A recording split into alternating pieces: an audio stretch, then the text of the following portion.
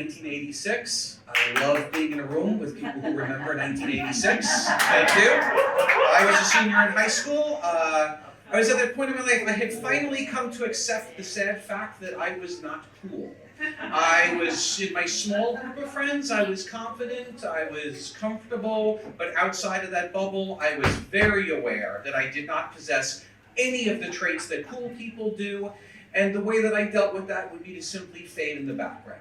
The reason is I would see other people try to impress the cool kids, and from the background I could see the cool kids laughing at each other, giving each other that look, and I just never wanted to be that guy. So I wasn't, and so I would just be quiet, not be noticed, which was fine.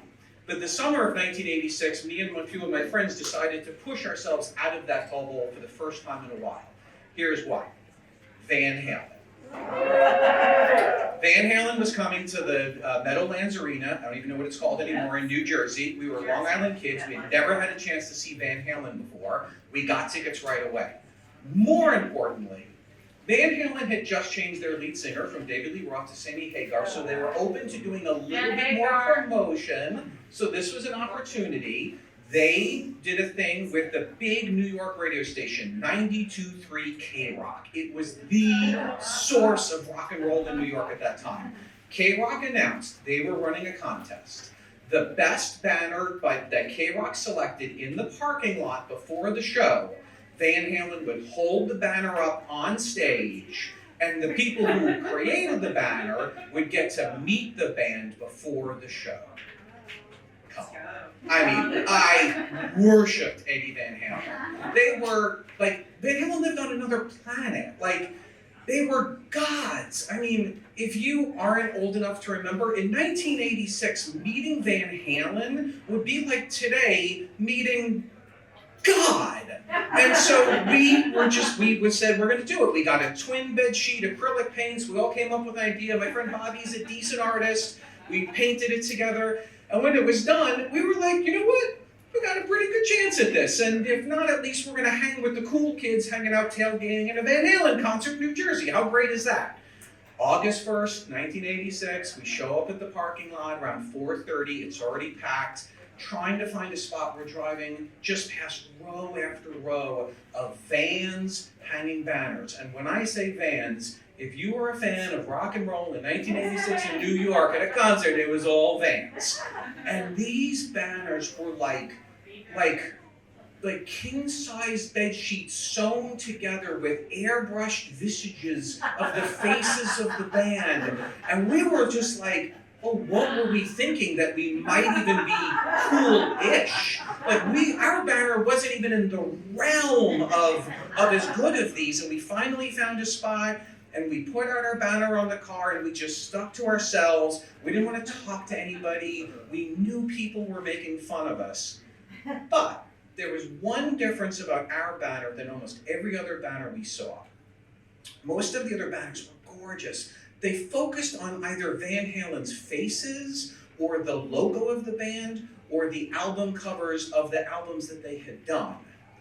But I had thought, if we're going to create a banner for this big K-Rock contest, why don't we prominently feature the logo of the radio station? Because that's probably what they want held up in front of 20,000 people. So we hang out for about an hour, and these two young guys come up to us, young now, they're probably in their late 20s, and they're like, can we talk to you on the side?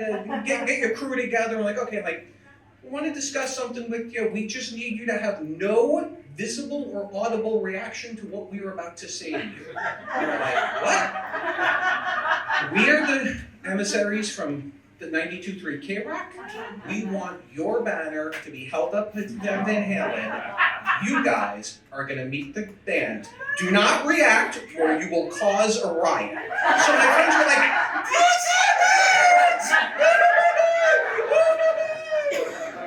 Side note, this is how stupid the radio station was. You don't know if you're a kid. Banners were not allowed inside the venues anymore. So they said a condition of winning is you have to smuggle your own banner past the guards of the Meadowlands Arena. My buddy Bobby drops his shirt, we wrap it exactly from here to here, we get in, and we're like, this is it. we're in. We're going to meet our idols. We actually are feeling really good about ourselves. This is so exciting. They take us downstairs into the basement of the Meadowlands Arena. There's 2 big metal doors, and when they open one of the doors to this room, and it's like a 20 by 20 foot room, solid concrete, no windows, kind of like the size of this room, and there's 40 other people in the room. And it's like, oh, we're such idiots. They told us we were going to meet Van Halen. They didn't say we're the only people that are going to meet Van Halen. And even worse, they're adults. They're not contest winners. It turns out they're record label executives, radio executives, and DJs. We're like, what are we even doing here? And then another guy from K-Rock, who's like 40, comes up to us, and he's very dismissive. He's like, look, you're going to have at most 15 minutes with the band. Do not touch the band. By the way, the famously shy Eddie Van Halen is not going to be attending. And also, we need you to put up your banner somewhere so everyone can see your banner. And we're kind of crushed, like, okay, I mean, we're still excited that we're going to meet most of the band, but it's now like, okay, we're back down to earth. We're going to have maybe 15 minutes, but that's still pretty great. We feel like idiots putting the banner up. No one cares. But a few minutes later, these 2 double doors burst open, and Alex Van Halen, the drummer, and Michael Anthony, the bassist, come in on either side of Sammy Hagar, who goes, hello, baby! Huge entrance. Everyone goes crazy. Everyone starts swarming them. And Sammy Hagar says, where's my winners at? And we're like, and they cut through all of the adults. They come up to us, and Michael Anthony hands me a beer. And when I took that beer, I was anointed. And these guys, I don't care what you want to say about Van Hagar, David Lee Roth, these 3 guys were amazing. Alex Van Halen is making all of these dumb sexual puns that are totally fun and stupid and screaming them. Michael Anthony at one point says, show your banner. And I'm not going to say he handed a 17-year-old kid multiple shots of Jack Daniels, but I will say that I don't think there is a drinking age on the planet that Van Halen lives on. And at one point I hear her scream, and I turn, and Sammy Hagar has my friend Bobby in a headlock, and he is kissing his head repeatedly. And they are amazing. But of course the adults are swarming, and they're talking, and they're laughing. And it's sort of like, before I even realize it, I'm in the back of the room, I'm against the cement wall, I got my beer, I'm just taking it in, I'm just listening, because the cool kids are definitely, it's their time, I'm not going to fight them, I had my moment of quiet, and it's fine, and I'm just taking it in. And then another guy who I guess had been next to me, or walked up next to me, sort of taps me on the shoulder, and I turn, and he's like a young guy in his 30s, white t-shirt, long black curly hair, and I'm looking at him, and I realize, I'm staring in the eyes of Eddie Van Halen. And Eddie Van Halen says to me, "Did you guys want the contest?" And I say to Eddie Van Halen, yeah. And Eddie Van Halen says to me, cool.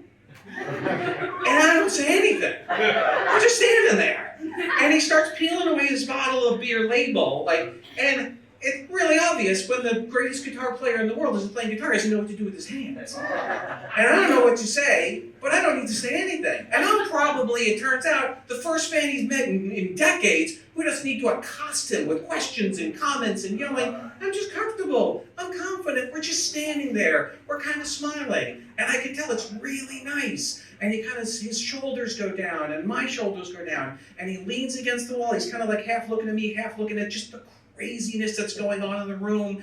And I do the same thing, and we're kind of laughing. He's looking at them like, and I'm just kind of laughing at him. And this is only like 90 seconds, by the way. But it was the most magical 90 seconds, because we're staring at this debauchery that could not be spoken about on a recorded tape that was going on. We're below 20,000 fans stamping out to Bachman Turner Overdrive, the opening act. And in all this bedlam, we're just smiling, we're just laughing, we're just kind of hanging. And in that comfortable silence, the distance between us, even though neither of us moved, it shrank from 2 planets to 2 feet. Because it was just exactly what it needed to be. I got him, he got me, and like 90 seconds later, he gives me this like, which like he's got to go say hi. And so I start walking with him, and I didn't even realize I'm not staring against the wall. Because when we were standing there for those 90 seconds, I was watching all those people going crazy. Those adults, they weren't the coolest kids in the room. They were all adults trying desperately to impress the coolest rock stars in the world,